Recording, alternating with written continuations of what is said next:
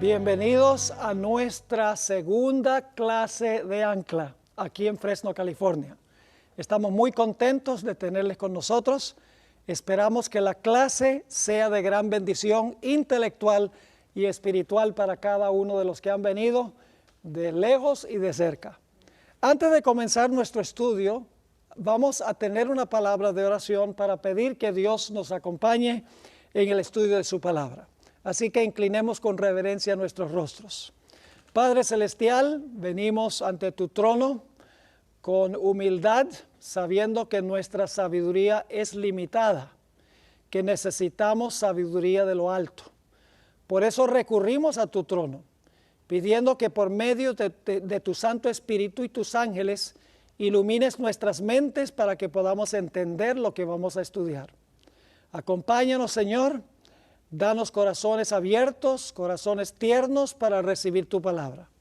Y gracias te damos por escuchar nuestra oración, pues te lo imploramos en el nombre de Jesús. Amén. Durante las próximas 6 sesiones vamos a estudiar el tema titulado Los 24 ancianos del libro de Apocalipsis. El libro de Apocalipsis es el único libro que menciona explícitamente 24 ancianos, aunque el concepto se encuentra en otras partes de la Escritura, como notaremos. Ahora, queremos comenzar en un pasaje muy bien conocido, el Evangelio según San Juan, el capítulo 1 y los versículos 1 al 3. San Juan 1 y el versículo 1 al 3. Si ustedes lo tienen allí, todo el material que vamos a cubrir está en el sílabo, fácil de seguir. Dice allí, en el principio era el Verbo, y el Verbo era con Dios, y el Verbo era Dios. Este era en el principio con Dios. Ahora, ¿quién es el Verbo? El Verbo es Jesús, porque el versículo 14 dice, aquel Verbo fue hecho carne y habitó entre nosotros. Así que este Verbo es Jesús. Noten el versículo 3. Todas las cosas por Él fueron hechas, por el Verbo, por Jesús. Todas las cosas por Él fueron hechas y sin Él nada de lo que ha sido hecho fue hecho. Hay un punto crucial que quiero enfatizar al comenzar nuestro estudio. Y es que el Señor Jesucristo, según la Escritura, es el Creador. Es responsable de nuestra existencia. No es responsable de nuestro pecado, es responsable de que nosotros existamos, porque nosotros no escogimos existir. Él nos creó sin nosotros opinar. Así que Jesús es responsable de nuestra existencia. Ahora, originalmente sabemos que cuando Jesús creó este mundo, el Señor Jesucristo creó a nuestros primeros padres, Adán y Eva, y colocó a Adán como el padre y representante de la raza humana. Eso lo encontramos en el Salmo 8 y los versículos 3 hasta el versículo 8. Vamos a leer el Salmo 8 y el versículo 3 hasta el versículo 8. Y quiero que noten que Dios le dio 2 funciones a Adán. Le dio una función y le dio un territorio sobre el cual gobernar. 2 aspectos que quiero que notemos. Dice aquí el salmista, cuando veo tus cielos, obra de tus dedos, la luna y las estrellas que tú formaste, digo, ¿qué es el hombre para que tengas de él memoria? Y el hijo del hombre para que lo visites. Le has hecho, está hablando de la creación de Adán, le has hecho poco menor que los ángeles, y lo coronaste de gloria y de honra. Ahora yo pregunto, ¿quién es el que lleva una corona? Un rey. Así que Adán, la función que Dios le dio fue la de ser ¿un qué? Un rey. Ahora, todo rey tiene un territorio sobre el cual gobierna, ¿verdad?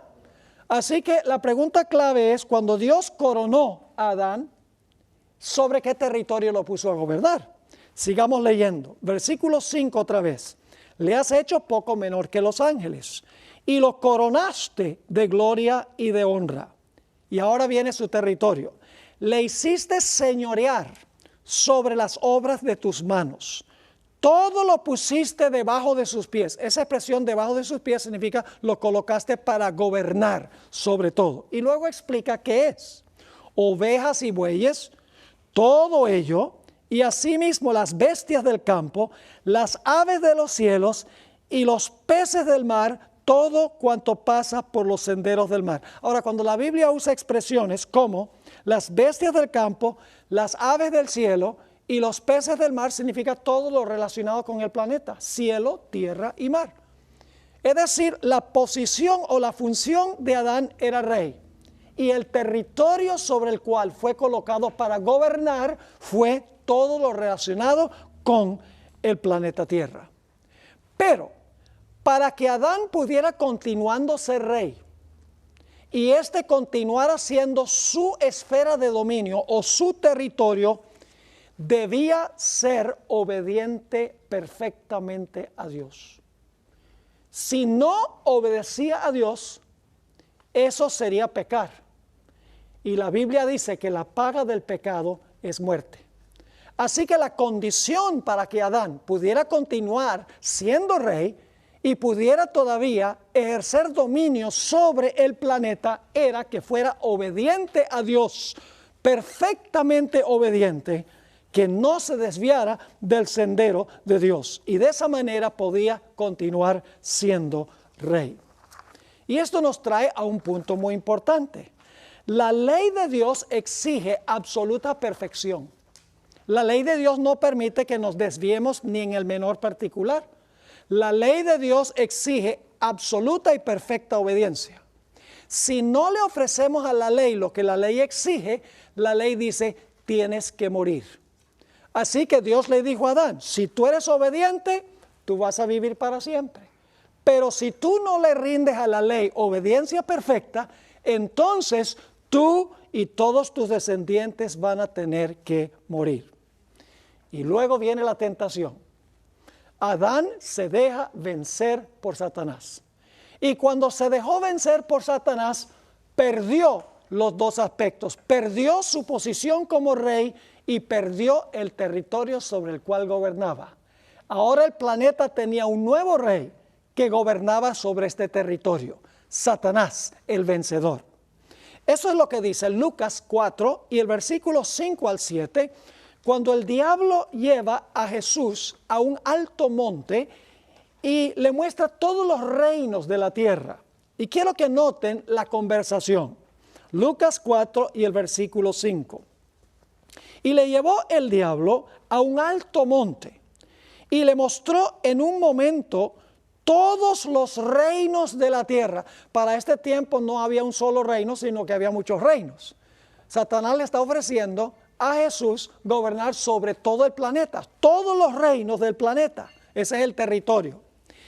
Y le dijo el diablo, a ti daré toda esta potestad. Potestad tiene que ver con función, con gobierno. Le dice, yo te voy a dar el territorio y yo te voy a dar la posición de potestad, de gobierno, con una condición. Dice, porque a mí, ahora escuchen bien, porque a mí ha sido ¿qué? Entregada. ¿Quién le entregó el reino a Satanás? Adán. ¿Quién le entregó el territorio? Adán.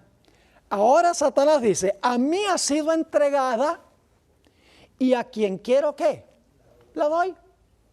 Adán se dejó vencer, ahora yo soy el rey y este es mi territorio. Y luego le dice a Jesús, mire, yo te doy todo esto fácil. Yo te doy los reinos de todo el mundo, como tenía originalmente Adán, y te doy la función como rey. Lo único que tú tienes que hacer es arrodillarte un momento y adorarme, y todo esto, no tienes que ir a la cruz, no tienes que sufrir, no tienes que morir, te lo regalo todo. Ahora, la Biblia nos dice que cuando Adán pecó, la infección del pecado se transmitió a todos sus descendientes. Es decir, el pecado infectó a toda la raza humana. No había nadie que le pudiera rendir perfecta obediencia a la ley.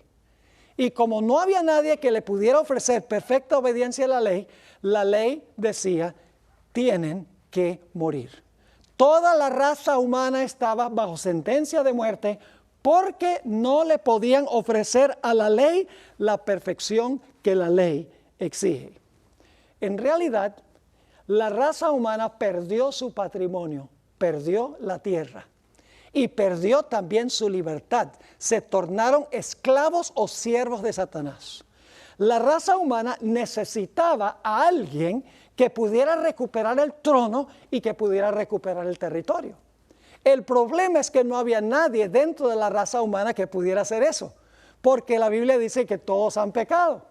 Así que dentro de la raza humana no había esperanza, porque todos llegaron a ser esclavos de Satanás y todos vendieron su patrimonio, vendieron el territorio que Dios le concedió. La raza humana necesitaba a alguien que rescatara lo que se había perdido, pero dentro de la raza no había nadie.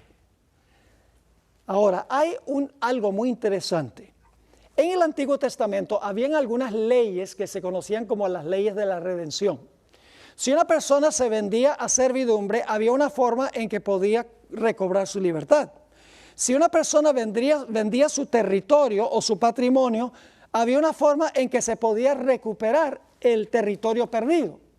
Noten cómo ocurría eso. En Levítico 25:25 encontramos qué sucedía cuando una persona perdía o vendía su posesión, como hizo Adán. Dice allí, cuando tu hermano empobreciere y vendiere algo de su posesión, la palabra algo no está en el original. El original dice cuando vendiere su posesión, es decir, su territorio, su patrimonio. Ahora, ¿cómo se podía rescatar? Dice, entonces su pariente más próximo vendrá y rescatará. Esa palabra rescatará significa comprar pagando un precio. Algo que se vendió que ahora se compra de nuevo. Dice, entonces su pariente más próximo vendrá y rescatará lo que su hermano hubiera vendido. ¿Cómo se podía rescatar el patrimonio que se había perdido, la posesión que se había vendido? Un familiar cercano podía pagar el precio para recuperarlo.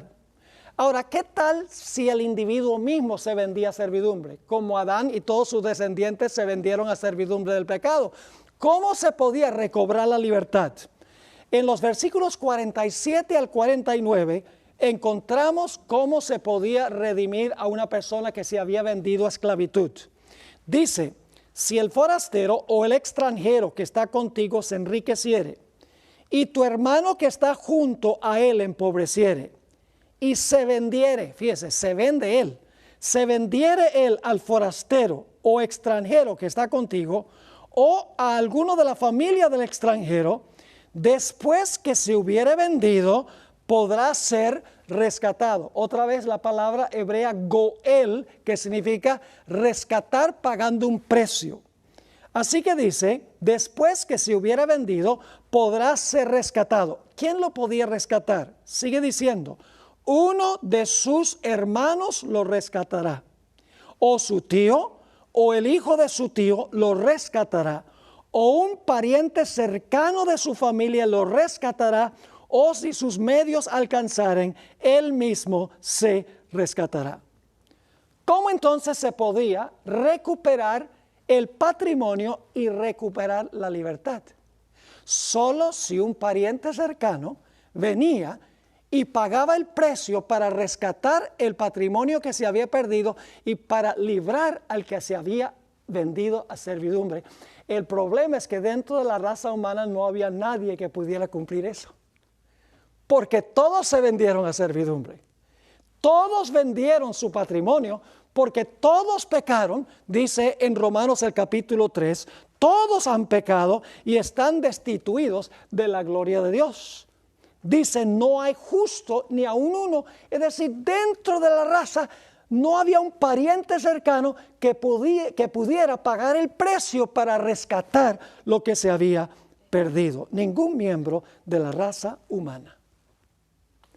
Pero ahora entramos a un terreno muy emocionante.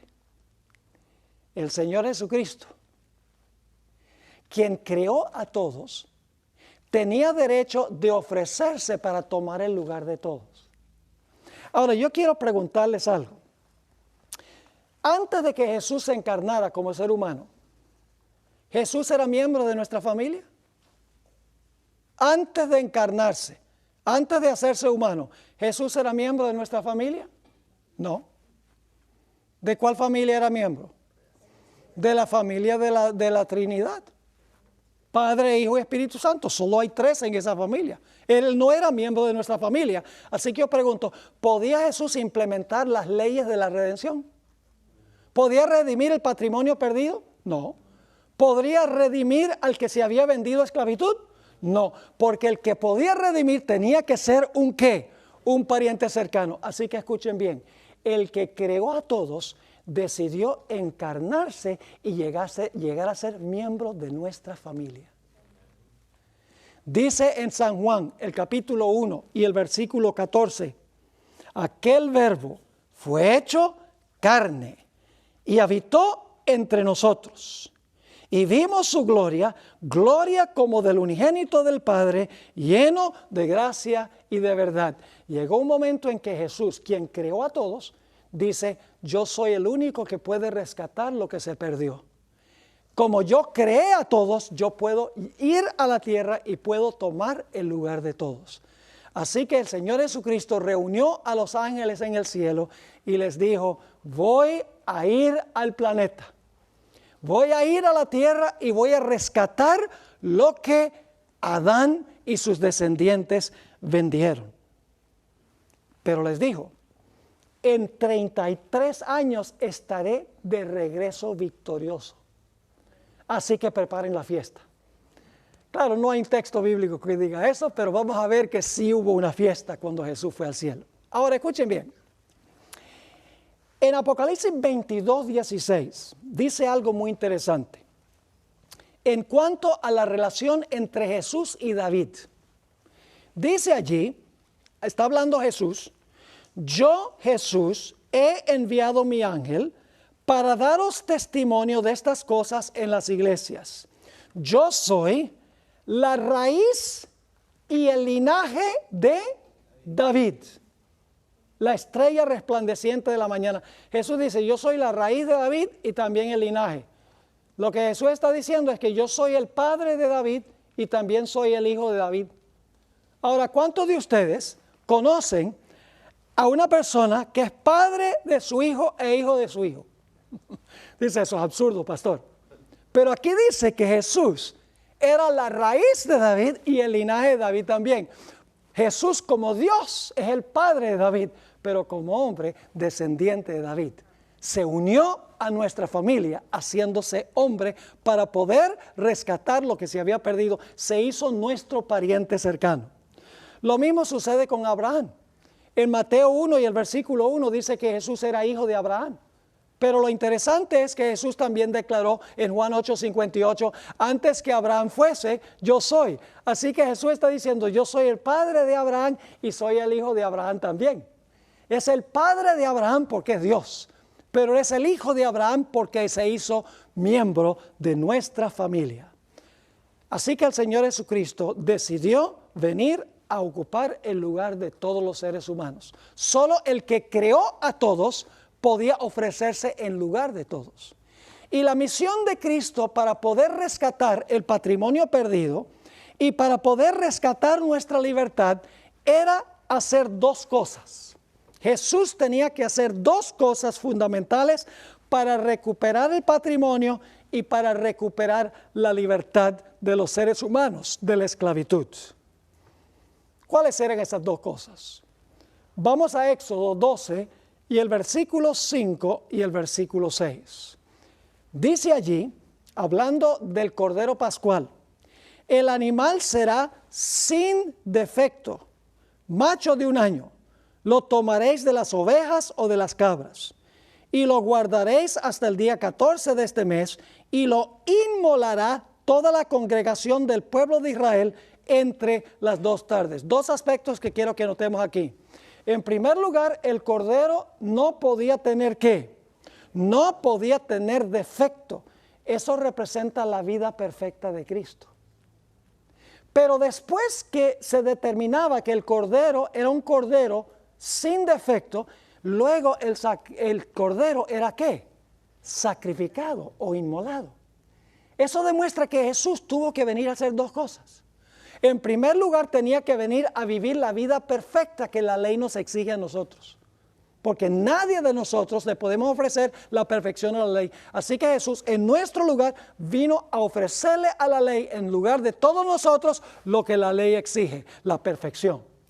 Y luego Jesús, después de vivir una vida perfecta, murió cargando todos los pecados de la raza humana.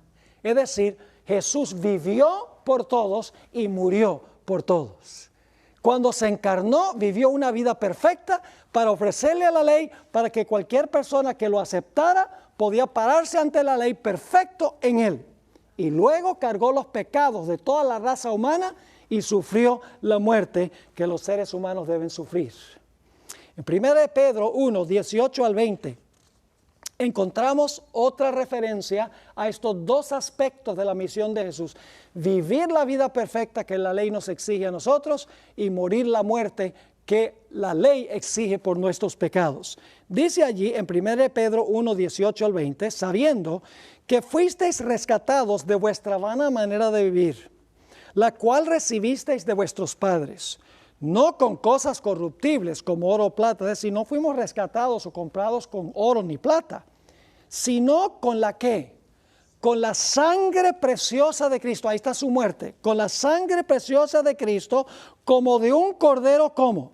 Sin mancha y sin contaminación. ¿Ven los dos aspectos ahí? El sacrificio de Cristo no hubiera valido nada, al menos que primero hubiese vivido la vida perfecta. Porque la ley exige perfección y Jesús vino a ofrecerle a la ley, en lugar de todos, la vida que la ley exige.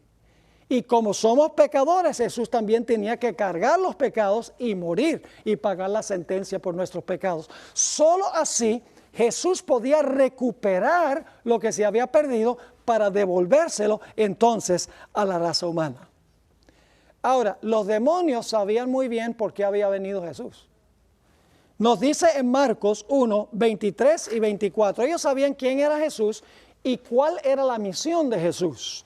Dice allí en San Marcos, el capítulo 1 y los versículos 23 y 24, lo siguiente. Pero había en la sinagoga de ellos un hombre con espíritu inmundo, que dio voces diciendo, «Ah, ¿qué tienes con nosotros, Jesús Nazareno? ¿Has venido para qué?» Oh, ellos saben por qué Jesús había venido. ¿Has venido para destruirnos? ¿Sabían quién era Él? Oh, sí, lo habían conocido en el cielo antes que fueran echados. Dice, sé quién eres, el Santo de Dios. ¿Sabían los demonios a qué venía Jesús? ¿Y de dónde venía Jesús? Claro que sí. Ellos sabían muy bien, por los versículos que notamos, por el ceremonial del Antiguo Testamento, que los corderos no tenían mancha y que los corderos morían y que el pecador colocaba su mano sobre la cabeza del animal y transfería el pecado. Y Satanás está analizando y diciendo, ya estoy entendiendo lo que va a pasar. Va a venir Jesús y Jesús va a vivir una vida absolutamente perfecta, sin pecado, en lugar de todos los seres humanos, y entonces va a cargar sobre sí los pecados de la raza humana y va a sufrir la muerte para entonces recuperar lo que perdió Adán. Satanás sabía muy bien a qué había venido el Señor Jesucristo, y por eso, según lo que encontramos en la parte de arriba de la página 6, Satanás tenía que impedir una de dos cosas, o dos cosas. Tenía que impedir que Cristo viviera una vida perfecta. Y tenía que impedir que Cristo voluntariamente ofreciera su vida en sacrificio por el pecado. Así que Satanás dice, yo sé cuál es la misión de él y yo sé ahora qué me corresponde a mí hacer.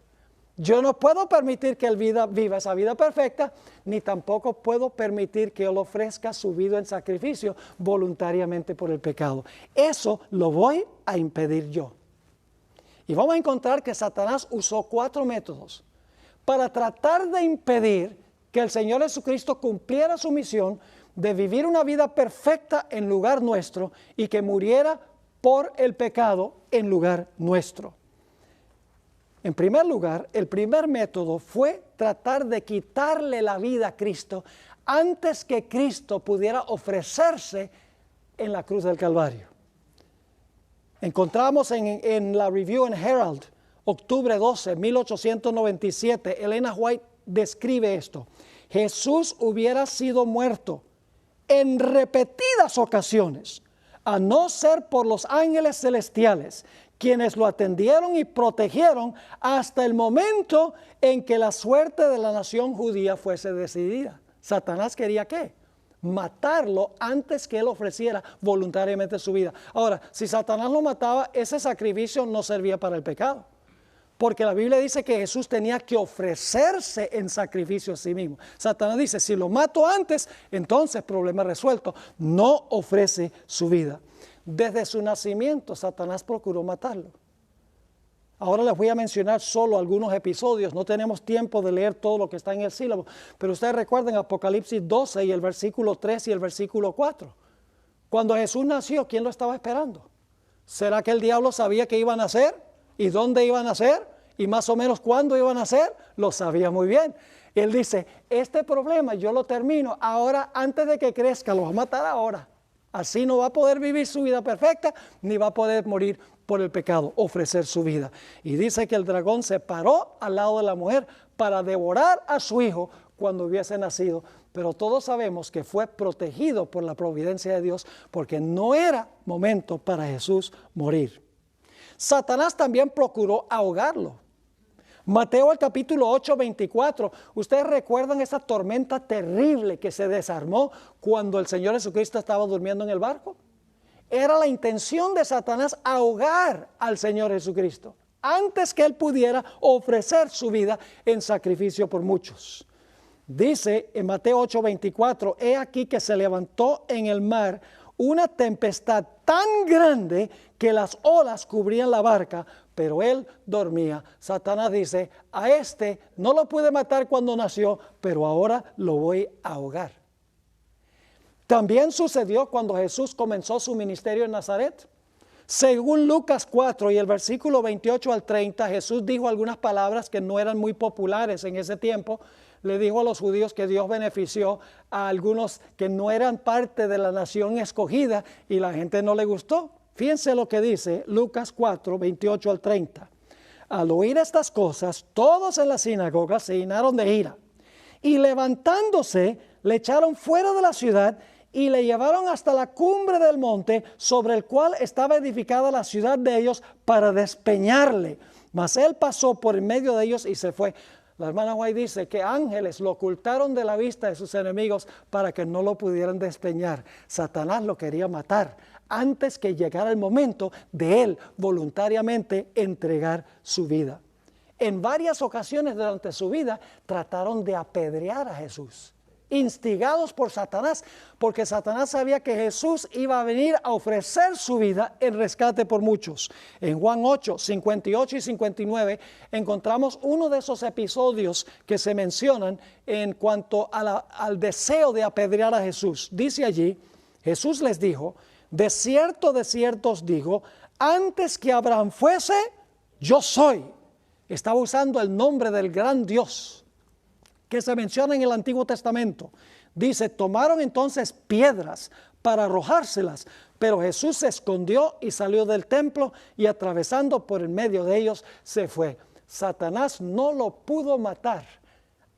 Cuando llegó el momento, cuando llegó su hora, cuando llegó el tiempo para Jesús entregar su vida, en ese momento Jesús se entregó en rescate por muchos. Satanás no pudo causar la muerte de Cristo antes que Cristo muriera por el pecado. Satanás usó un segundo método.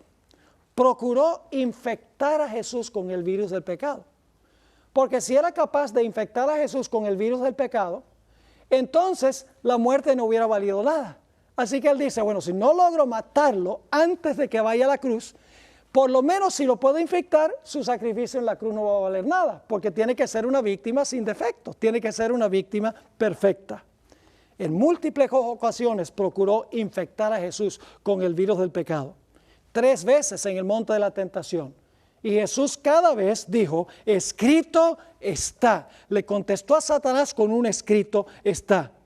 En Hebreos 4:15 nos dice, porque no tenemos un sumo sacerdote que no pueda compadecerse de nosotros o de nuestras debilidades, sino uno que fue ¿qué? Tentado en todo según nuestra semejanza, pero sin pecado. En Hebreos 7:26 encontramos el mismo relato. Satanás no lo pudo infectar. Jesús vivió la vida perfecta que la ley exige. Lo que no había hecho Adán, lo hizo Jesús, el segundo Adán. Hebreos 7:26 dice, porque tal sumo sacerdote nos convenía, santo, inocente, sin mancha, apartado de los pecadores y hecho más sublime que los cielos. Fíjense, santo, inocente, sin mancha y apartado de los pecadores. Satanás no lo pudo infectar. En Juan 8:46, el Señor Jesucristo desafió a los que estaban escuchando. ¿Quién de vosotros me redarguye de pecado? Preguntó Jesús, y obviamente la respuesta es que ninguno podía. En 1 de Juan, el capítulo 3 y el versículo 5, dice, y sabéis que Él apareció para quitar nuestros pecados, y no hay ¿qué? Y no hay pecado en Él.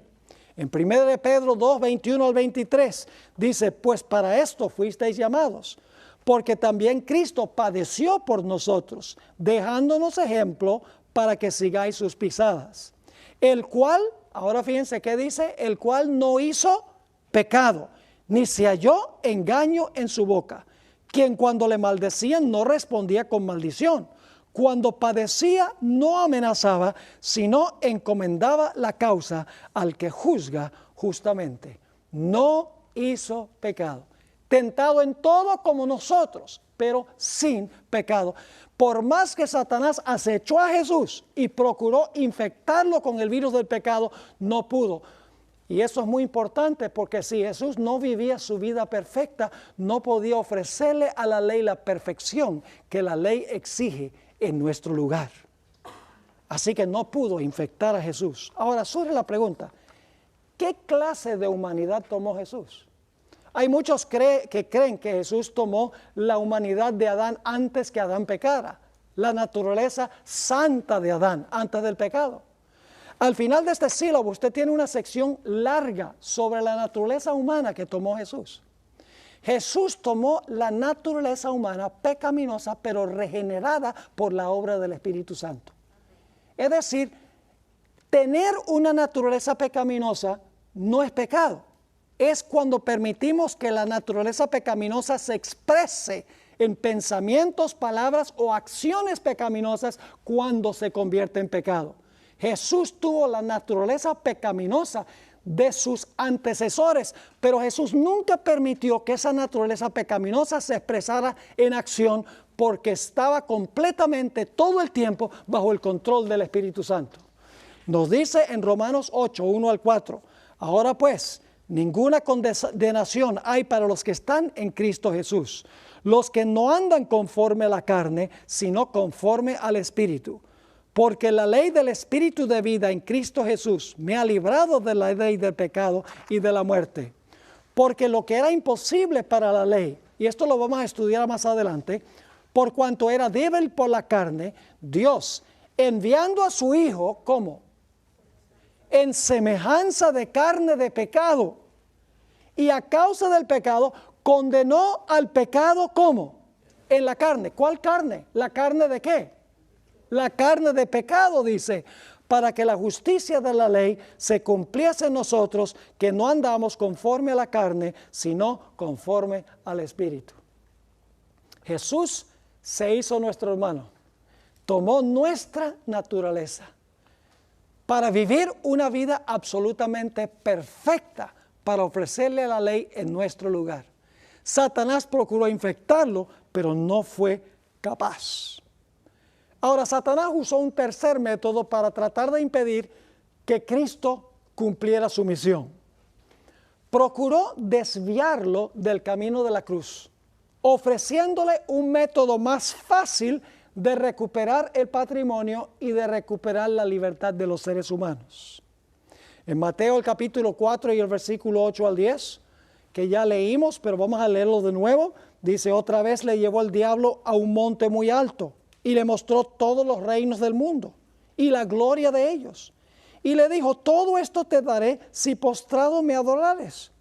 Entonces Jesús le dijo, vete, Satanás, porque escrito está, al Señor tu Dios adorarás y a Él solo servirás. ¿Qué le estaba diciendo Satanás a Jesús? Le estaba diciendo, mira, ¿tú crees que tú tienes que lidiar conmigo durante todo tu ministerio? ¿Tú crees que tú tienes que ir a la cruz? ¿Tú tienes que sufrir en el Getsemaní? Ya tú sabes lo que te va a pasar. Tú no tienes que hacer eso para recuperar el reino perdido y para recuperar la autoridad sobre la creación. Dice, lo único que tienes que hacer es te inclinas un momento y me adoras y yo te lo regalo todo. Le estaba presentando otro camino distinto al camino que Dios le había trazado. Jesús tenía que vivir una vida en armonía con la ley y tenía que pagar la pena de los pecados de los seres humanos. De nada valía que aceptar el reino que le estaba ofreciendo Satanás. Satanás procuró convencer a Jesús que se hiciera un rey temporal. Dice en Juan 6 y el versículo 15, esto fue cuando Jesús alimentó a los 5,000. Dice, pero entendiendo Jesús que iban a venir para apoderarse de él y hacerle rey, volvió a retirarse al monte él solo. Él sabía que no era esa la forma de recuperar el reino perdido. Y el cabecilla de eso, dicho sea de paso, era Judas. Judas Iscariote es el que revolvió a la multitud para tratar de forzar a Jesús que se hiciera un rey temporal. Satanás estaba diciéndole a Jesús, tú no tienes que ir a morir para que seas el rey. Yo te regalo todos estos reinos, hazte un rey de una vez. Pero Jesús sabía que tenía que morir. Ustedes recuerdan el caso del apóstol Pedro. Cuando Jesús dijo que era necesario que fuera a Jerusalén, iba a sufrir de manos de los dirigentes judíos, iba a ser crucificado y resucitar al tercer día. La Biblia dice que el apóstol Pedro le dijo, Señor, esto no te va a acontecer a ti. El Mesías no muere, el Mesías se sienta en el trono y reina en Jerusalén. Eso es lo que estaba diciendo Pedro. ¿Y qué le dijo Jesús a Pedro? En realidad no a Pedro, se lo estaba diciendo a Satanás. ¿Qué le dijo? Apártate de mí o quítate de delante de mí, ¿qué? Satanás. Era una tentación de Satanás para que el Señor Jesucristo adoptara un camino diferente al camino que había trazado Dios. Dios había dicho, tienes que vivir una vida perfecta y tienes que morir por el pecado. La única forma de recuperar lo que el hombre perdió. Satanás dice, no, yo te doy todos los reinos si me adoras. Toma el trono sin necesidad de vivir, sin necesidad de morir. Usa a Pedro para decirle, no, el Mesías no muere, el Mesías reina. El mismo Pedro no entendió, porque nos dice en el capítulo 17, el siguiente capítulo, que el apóstol Pedro le dijo a Jesús, Señor, no vayamos a Jerusalén. Porque ya iban a Jerusalén, Jesús había dicho que iba a ir allá a sufrir y a morir. Pedro le dice, no vayamos a Jerusalén, hagamos 3 tabernáculos y quedémonos aquí. Una tentación de Satanás. Al final de la vida de Jesús vienen unos griegos a donde Jesús. Y dicen, nosotros queremos que el maestro venga a nuestro país para predicar las lindas cosas que ha estado predicando y que haga los milagros allá que ha estado haciendo. Y el Señor Jesucristo dice algo muy interesante. El Señor Jesucristo dice, ha llegado el momento en que el Hijo del Hombre sea glorificado. No parece la respuesta cuadrar con la pregunta o con la petición. ¿Qué quiso decir Jesús? Jesús sabía que si él iba a hablar con los griegos, cosas bonitas y hacía milagros, eso estaba bien. Pero de nada valía al menos que Jesús viviera una vida perfecta y fuera a la cruz para pagar la deuda por el pecado. El diablo aún usa algunas cosas que parecen buenas para extraviarnos del camino. Era muy bueno ir a predicarle a los griegos, pero noten lo que dijo Jesús. Esto lo encontramos en San Juan, el capítulo 12, 20 al 24. Había ciertos griegos entre los que habían subido a adorar en la fiesta. Estos pues se acercaron a Felipe, que era de Betsaida de Galilea, y le rogaron diciendo, Señor, quisiéramos ver a Jesús. Felipe fue y se lo dijo a Andrés. Entonces Andrés y Felipe se lo dijeron a Jesús. Jesús le respondió diciendo, fíjense lo que dice Jesús, ha llegado la hora para que el Hijo del Hombre sea glorificado. No es la hora de ir a predicar en Grecia. Dice, ha llegado la hora para que el Hijo del Hombre sea glorificado. Y luego explica, de cierto os digo, que si el grano de trigo no cae en la tierra y muera, queda solo. Él es el grano de trigo. Él dice, si yo no muero y voy a la tierra, quedo solito. Pero, dice, si muere, si la semilla va a la tierra y muere, va a producir mucho fruto. Es decir, va a haber mucho fruto en Grecia si muero. Pero si no muero, voy a quedar solito y nadie se va a salvar. En Juan 13 y el versículo, Juan 12 y el versículo 31 al 33 dice, aquí está hablando Jesús, ahora es el juicio de este mundo, ahora el príncipe o el gobernante de este mundo será echado fuera. Ahora, ¿qué es lo que iba a echar fuera al gobernante de este mundo? Versículo 32, y yo, si fuere levantado de la tierra, a todos atraeré a mí mismo. Decía esto dando a entender de qué muerte había de morir. ¿Están captando la idea? ¿Qué trató de hacer Satanás? Desviar a Jesús del camino de la cruz. Desviar a Jesús de vivir su vida perfecta. Tratando de matarlo, tratando de infectarlo, tratando de llevarlo a adoptar otro camino distinto, otro camino más fácil. Inclusive al puro final de su vida. Cuando Judas entregó a Jesús, dice que lo poseyó Satanás. Y algunos creen que Judas entregó a Jesús porque quería que Jesús muriera. No, Judas no quería que Jesús muriera. Lo que Judas quería era presionar a Jesús, ponerlo en una situación difícil para que Jesús se zafara, se vengara de los que le atormentaban y Jesús se proclamara rey. Pero cuando le fracasó el plan, la Biblia dice que tiró el dinero y fue y se ahorcó. Porque el plan de él no era que Cristo muriera. El plan era obligar a Jesús de que Jesús adoptara otro camino distinto. El cuarto método que usó Satanás, eso está en la página 9, fue el procurar desanimar a Jesús. De tal manera que Jesús se fuera al cielo y dejara perecer a la raza humana. Yo pregunto, ¿el Señor Jesucristo podría haberse ido al cielo si hubiera querido? En cualquier momento podría haber dicho, no, esto está demasiado difícil, el sufrimiento es demasiado grande, si yo hago esto, nunca voy a ver otra vez el rostro de mi Padre, mejor me voy ahora y me salvo. ¿Podría Jesús haber hecho eso?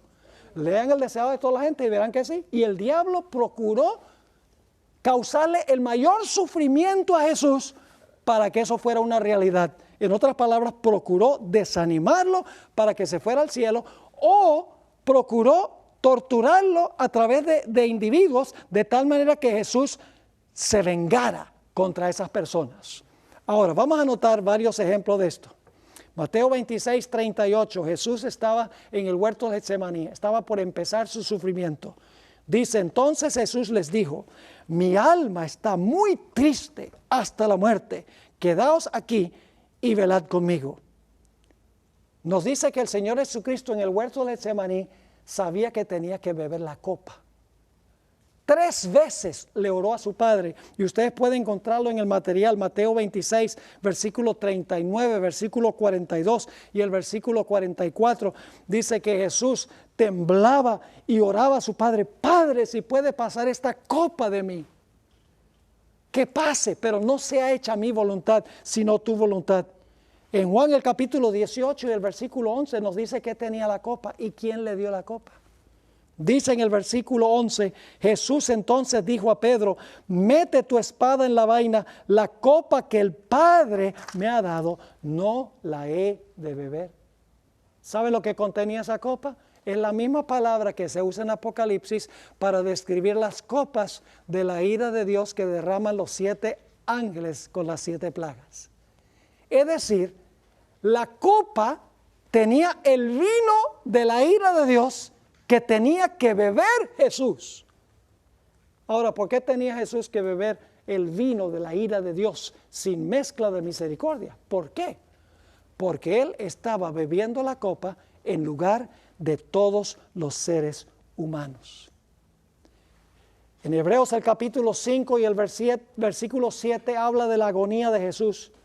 Dice, y Cristo en los días de su carne, ofreciendo ruegos y súplicas, con gran clamor y lágrimas, al que le podía librar de la muerte, fue oído a causa de su temor reverente. Fíjense, dice aquí, ruegos y súplicas con gran clamor y lágrimas, Jesús se dirigió a su Padre por la agonía que sentía.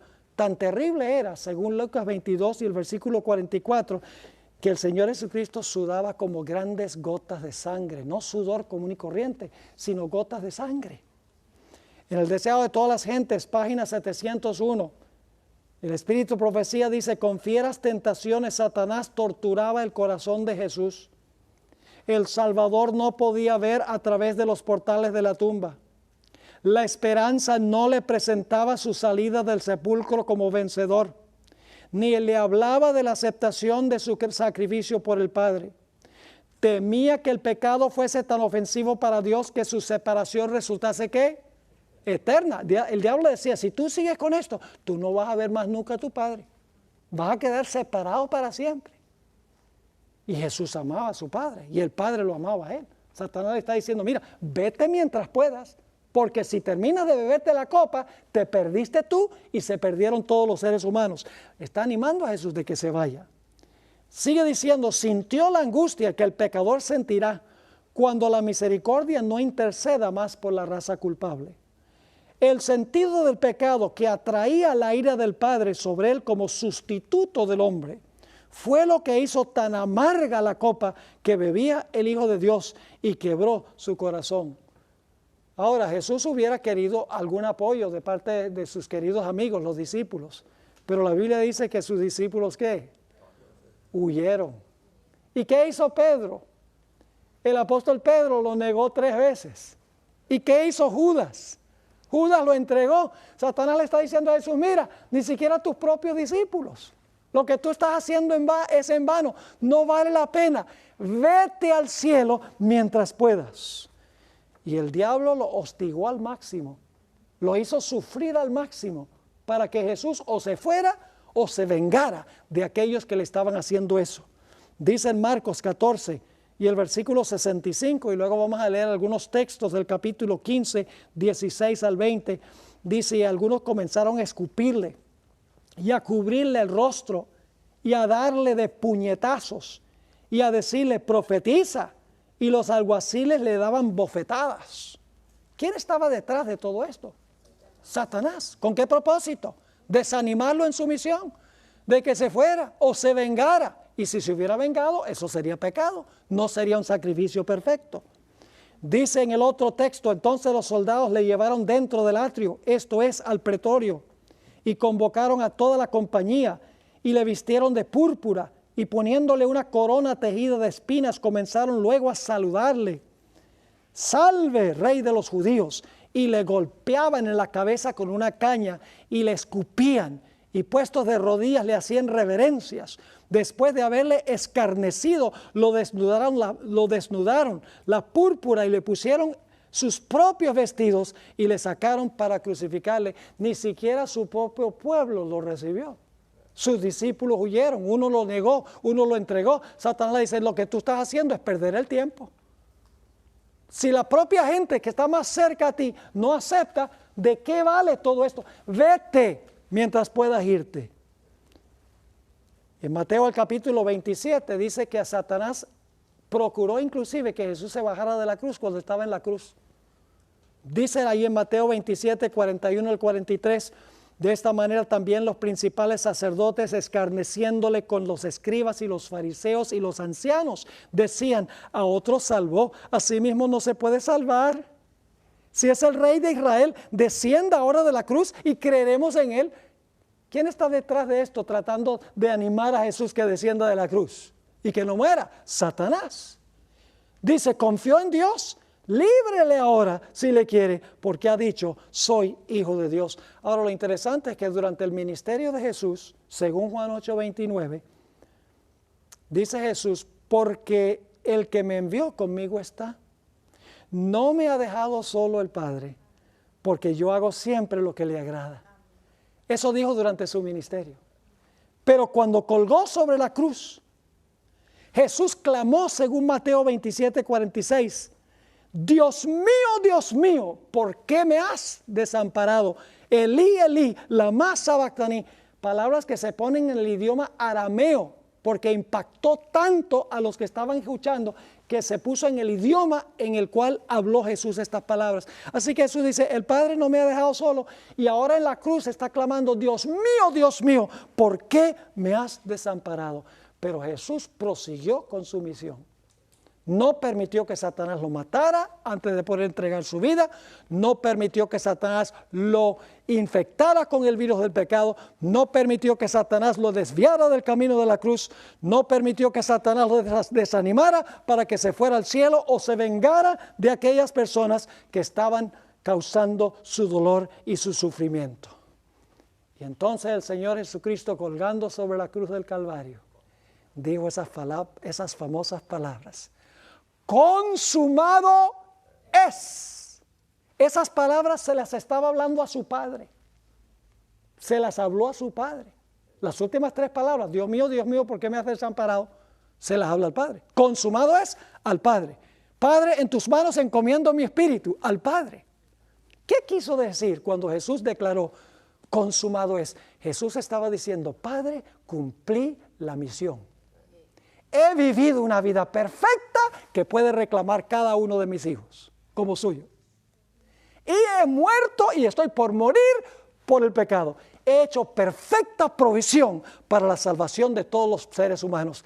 He provisto lo que se necesita para recuperar el trono, el patrimonio y el dominio y la libertad del pecado.